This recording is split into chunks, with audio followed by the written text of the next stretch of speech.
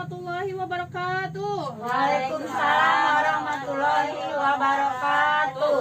Sebelumnya saya ucapkan terima kasih kepada Bapak Jainuddin yang telah memaparkan materi sebelumnya. Ibu-ibu, perkenalkan nama saya Yulia Ningsih. Saya pendamping PKH dari Kecamatan Pasir Jambu, Kabupaten Bandung. Nah, ibu-ibu, sebelumnya masih semangat? Semangat. Ibu-ibu coba berdiri dulu ya Bu untuk menyanyikan lagu Aku Anak Sehat. 1, 2, 3. Aku anak sehat, tubuhku kuat, karena ibuku rajin dan cermat. Semasa aku bayi, selalu diberi ASI, makanan bergizi dan imunisasi. Berat badanku ditimbang selalu, posyandu menunggu setiap waktu. Bila aku diare, ibu selalu waspada. Pertolongan oralit selalu siap sedia. Terima kasih Ibu-ibu, silahkan duduk kembali. Iya, ibu-ibu, di sini saya akan menjelaskan mengenai pemeriksaan kesehatan setelah melahirkan. Nah, baik sekarang ibu-ibu dari kelompok cerdas perwakilan coba sampaikan hasil obrolan yang tadi, Bu. Coba disampaikan dulu pertanyaannya, Bu. Ya, mengenai di mana melahirkan dan apa yang dibutuhkan ibu-ibu setelah melahirkan. Nah, jawabannya apa, Bu? Harus melahirkan di bidan atau di puskesmas. Ibu setelah melahirkan butuh nutrisi yang seimbang. Ibu setelah melahirkan harus diperiksa minimal 3 kali. Bagus Ibu, terima kasih atas jawabannya. Nah ibu-ibu, sekarang kita berdiri dulu untuk tepuk hebat ya Bu. Ya.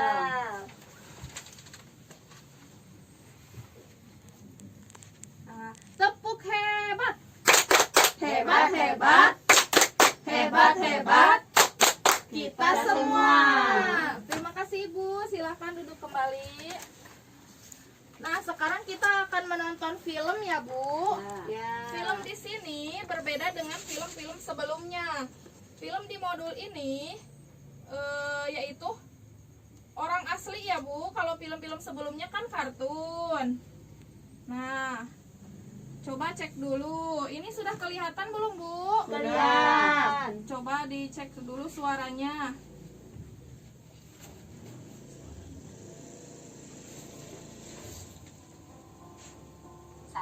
Sudah kedengaran Ibu suaranya?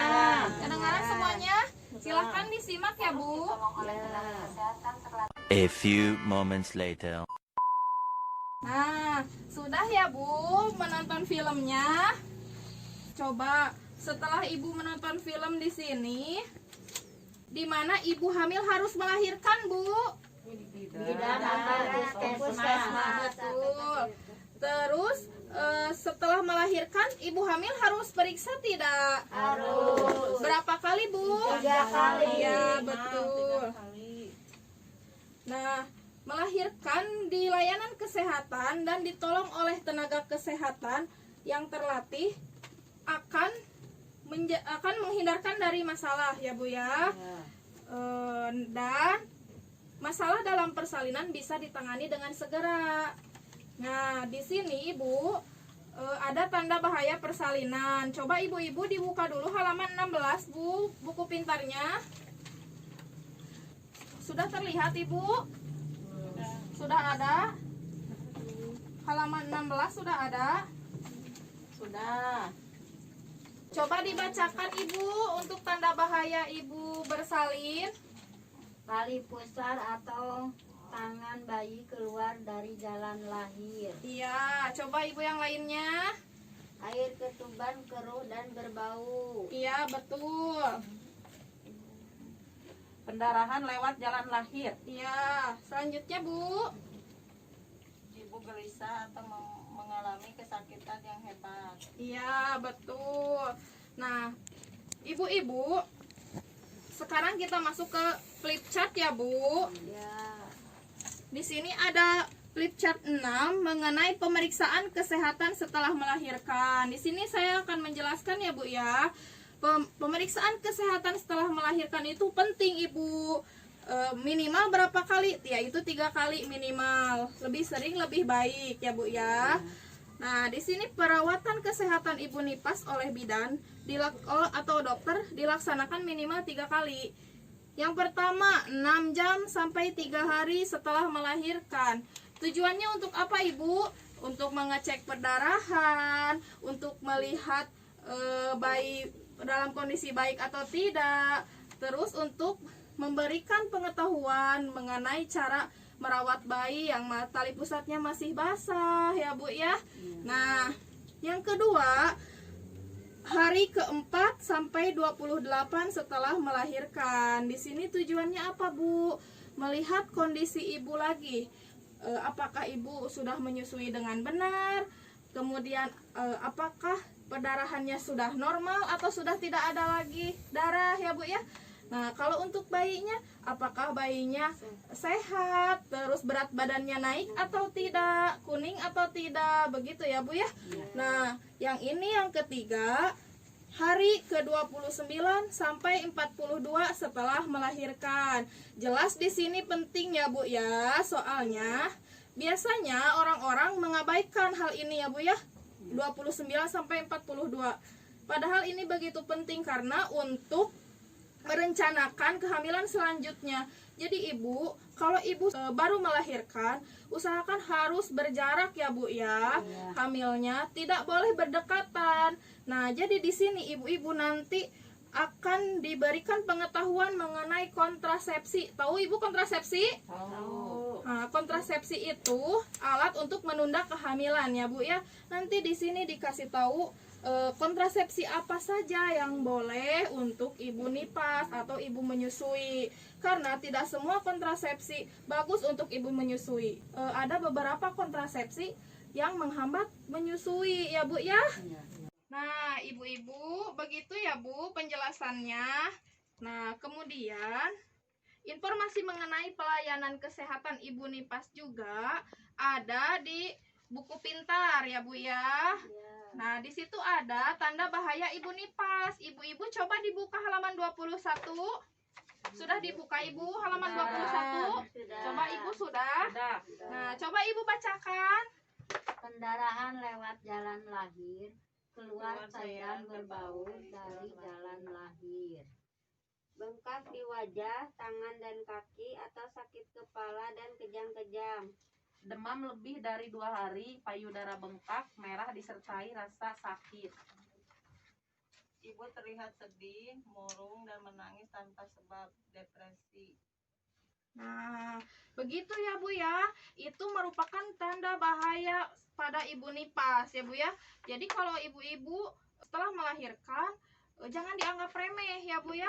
Seperti itu. Nah, sekarang kita akan melihat ke flip chart 17 mengenai gizi bagi anak baru lahir dan ibu menyusui. Nah, sekarang kita bacakan per poin ya, Bu. Nanti saya akan jelaskan. 1, 2, 3. Segera lakukan inisiasi menyusu dini. Nah, ibu-ibu ada yang sudah tahu inisiasi menyusu dini? Ada yang sudah tahu? Belum? Belum di sini sudah pada melahirkan, Ibu? Sudah. Ada yang lagi menyusui? Enggak ada.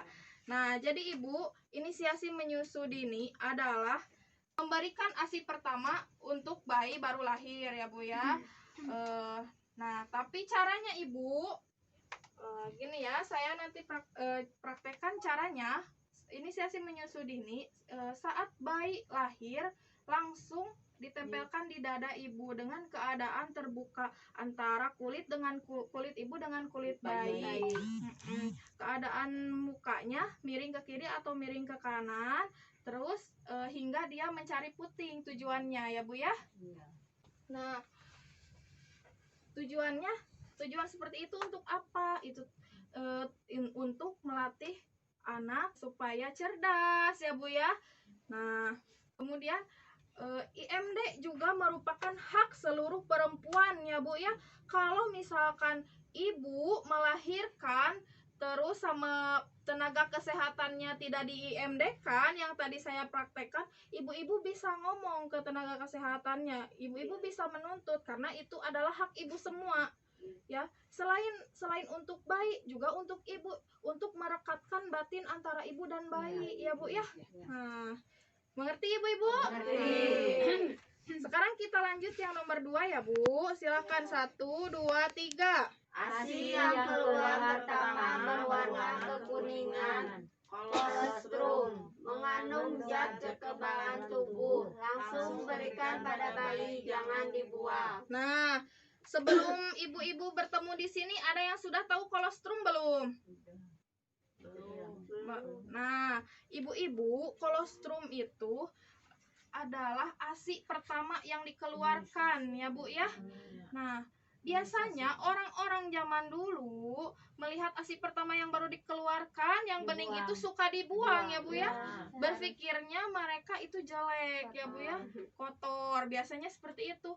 Padahal ibu-ibu, di situ banyak sekali manfaatnya Ibu. Biasanya bayi yang diberikan ASI kolostrum nanti dia akan kebal tubuhnya ibu terhadap penyakit ya Bu ya.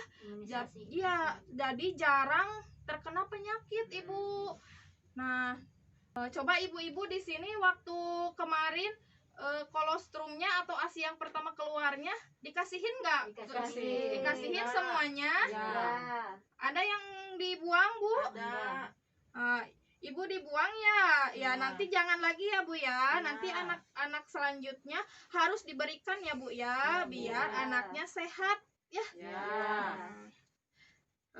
Kemudian yang ketiga ya Bu, 1, 2, 3. Berikan hanya ASI saja sampai berusia 6 bulan. ASI eksklusif. Nah, ibu-ibu di sini ASI eksklusif. Kalau untuk sekarang sih sebenarnya udah pada tahu ya Bu ya. Biasanya soalnya sekarang ditontonkan di TV juga ada ya Bu ya, di media sosial mana-mana juga ada. ASI eksklusif harus memberikan ASI saja selama 6 bulan. Namun biasanya orang tua zaman dulu suka dikasih makanan ya Bu sebelum 6 bulan. Tapi ibu-ibu di sini ada yang memberikan makanan tambahan selain ASI nggak Bu? Ada. Coba ibu ngasih apa? Susu formula. Susu formula ya Bu ya. Kenapa berpikir seperti itu Bu? Karena berpikirnya bayi tidak akan kenyang gitu ya Bu ya. Nah, coba yang lainnya suka ngasih apa? Air putih suka ngasih nggak? Kalau madu ya. nah, terus kopi ada Bu, masih ada. Jangan lagi ya Bu ya. Nah, kalau air tajin masih ada nggak yang ngasih di sini? Ada. Jangan lagi ya Bu ya, itu berbahaya sekali buat dedeknya, buat bayinya. Kalau ibu sayang sama bayinya, jangan sekali-kali lagi memberikan makanan apapun selain ASI sebelum 6 bulan ya Bu ya. Kenapa? Karena pencernaan bayi itu lambungnya masih sebesar kepalan tangannya, segede gini ya Bu ya, kecil banget. Nah, terus ususnya juga masih kecil banget. Ibu-ibu kan kasihan nanti dikasih pisang, kan kasihan susah mencerna. Bayi yang diberikan makanan tambahan selain ASI sebelum 6 bulan dipastikan sering sakit ya Bu ya. Ya betul tidak Bu? Pasti sering sakit, sering mencret, sering kembung ya. Nah, jangan lagi ya Bu ya. Mengerti? Ya. Sekarang nomor 4 Bu, silakan 1, 2, 3. Ibu menyusui makan makanan yang beraneka ragam yang mengandung karbohidrat, protein hewani, protein nabati, sayur dan buah-buahan. Nah, ini jelas, tentu semuanya sudah pada tahu ya Bu ya. Makanan yang bagus yang dimakan oleh ibu menyusui akan menghasilkan ASI yang bagus ya Bu ya. Nah, yang kelima ya Bu ya. 1, 2, 3. Kebutuhan air minum ibu menyusui adalah 12 sampai 14 gelas sehari. Selama menyusui atau selama masa setelah melahirkan, ibu-ibu pasti mengalami susah buang air besar. Ibu-ibu atau konstipasi kalau kata dokter mah ya Bu ya. Nah, susah buang air besar itu pakai apa? Sayuran, buah-buahan, air minum yang banyak ya Bu ya. Nah, jadi ibu-ibu ibu-ibu sudah mengerti semua ini? Sudah. Ya Bu. Jangan lupa di rumah dipraktekkan dan dikasih tahu buat anaknya nanti, Iya. buat tetangga atau Iya. buat siapapun ya Bu ya. Nah, ibu-ibu, cukup sekian pemaparan dari saya. Untuk selanjutnya akan dijelaskan oleh teman saya, Bapak Yanyan, mengenai memastikan ibu dan bayi mendapat layanan jaminan kesehatan nasional ya Bu ya. Terima kasih Ibu. Wabillahi taufik wal hidayah. Wassalamualaikum warahmatullahi wabarakatuh. Waalaikumsalam warahmatullahi